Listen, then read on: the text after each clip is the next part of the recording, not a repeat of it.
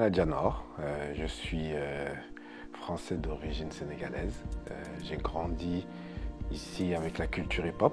Je suis arrivé en France en 1983. C'était la même époque qu'arrivait le hip-hop aussi en France. Et je me suis construit en tant qu'individu grâce à cette culture-là où j'ai appris les valeurs du travail, la notion du défi. J'ai aussi rencontré des amis avec lesquels on s'est confrontés. On a pu aborder différentes esthétiques comme le rap, le graphe, bien entendu la danse.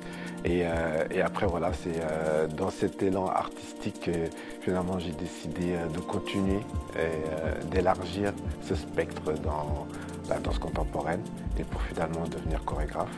Manrek en fait c'est un solo que j'ai créé il y a 10 ans.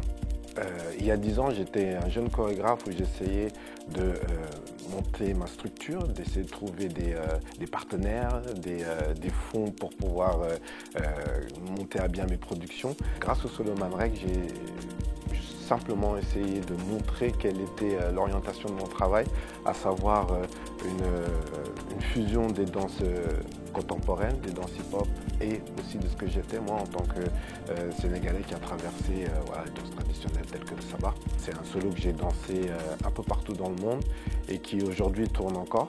Et à un moment, je me suis interrogé sur ma volonté toujours de tenir cette proposition chorégraphique qui était et qui est toujours très physique. Je me suis dit, je vais pas le tenir longtemps, ce solo-là. Donc, j'aimerais lui donner une seconde vie, un second souffle. Et pour ça, je me suis orienté vers une danseuse qui est extraordinaire, qui s'appelle Nangaline Gomis. Je me suis dit, bon, il y a là un espace où je peux créer un dialogue avec cette nouvelle génération d'artistes. Et j'ai été inspiré pour garder la structure du solo, mais faire une toute autre proposition.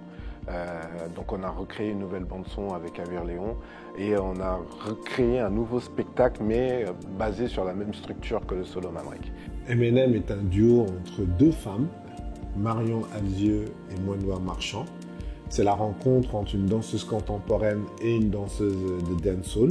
Et l'idée, c'est comment ces deux techniques de danse peuvent à un moment se croiser, comment elles peuvent combler les espaces laissés par l'autre. Ici, à la Maison des Métallos, ce sera la première. Le spectacle a été créé en plein air et là, on va le présenter dans sa version en boîte noire avec costume, lumière et le plaisir de vous y voir. Il y a eu, pendant la période Covid, cette impossibilité d'aller à la rencontre des publics. Donc avec Grégoire Korganov, on a imaginé une série de films de danse, une durée de 10 minutes. Et l'idée, ça a été, voilà, comment est-ce qu'on crée des œuvres artistiques qui mêlent cinéma et danse pour voilà, proposer au public qui était devant leurs écrans, beaucoup pendant ces périodes de confinement. Il y a un projet magnifique que j'ai créé avec des chorégraphes d'Afrique de l'Ouest qui s'appelle Sigifin. Tous les 4, on a accompagné 9 danseurs de ces 3 pays et on a documenté toutes ces étapes de retrouvailles, de répétition, de reprise de la pièce qu'on avait déjà créée et de tournée ensuite en France et en Europe. Et avec Grégoire, on a pu en tout cas suivre, documenter toutes ces étapes-là et on voulait en faire juste un documentaire, mais c'était tellement fort et intense que finalement ça s'est traduit en un magnifique film qui s'appelle Monstre Magique. Je trouve que c'est une belle opportunité et c'est aussi un médium qui est intéressant parce que lorsqu'on fait des spectacles de danse, de la chorégraphie, on appelle ça des spectacles vivants, on construit le temps de la performance, le temps du spectacle. Mais là, ce qu'il y a d'intéressant, c'est que le projet Sigifin, c'est terminé, mais qu'il reste cette trace magnifique qui est celle du film.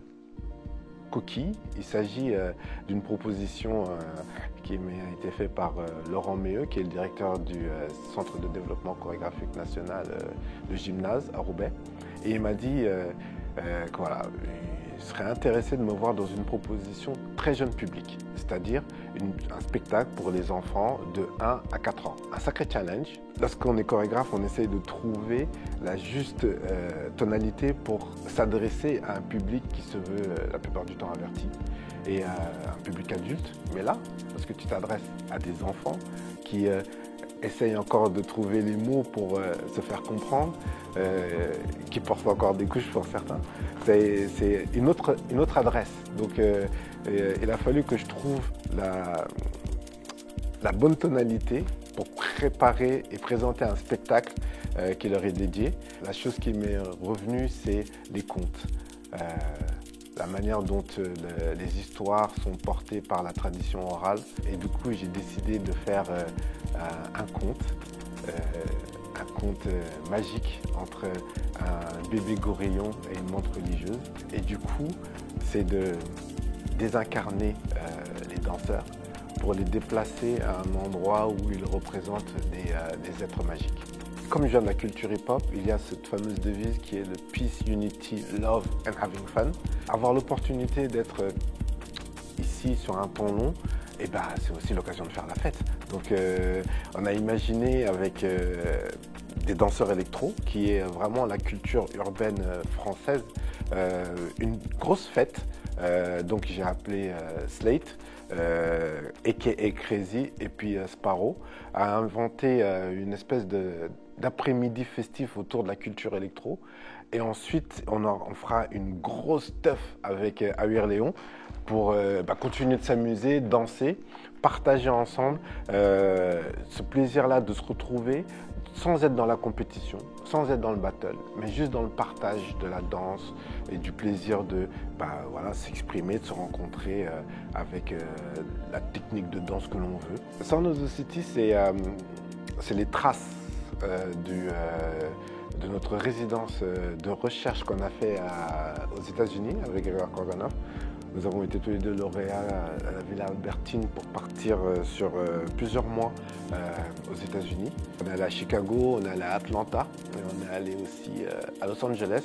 Et l'idée, c'était d'aller à la rencontre des communautés underground, de rencontrer un peu comment cette nouvelle génération se déployait dans des endroits. Ça a été documenté par Grégoire Korganov, qui est photographe à la base. Et voilà, on a une très belle exposition qu'il a nommée Sound of the City et qu'on aura l'occasion de voir tout le mois de décembre ici à la Maison des Métallos.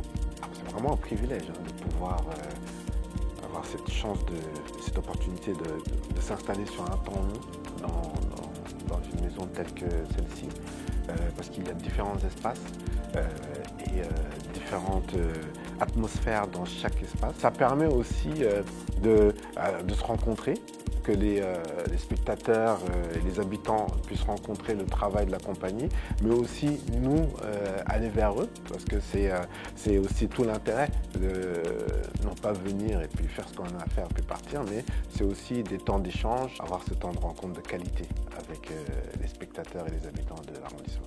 J'ai pas envie de spoiler. Si vous voulez voir, venez voir.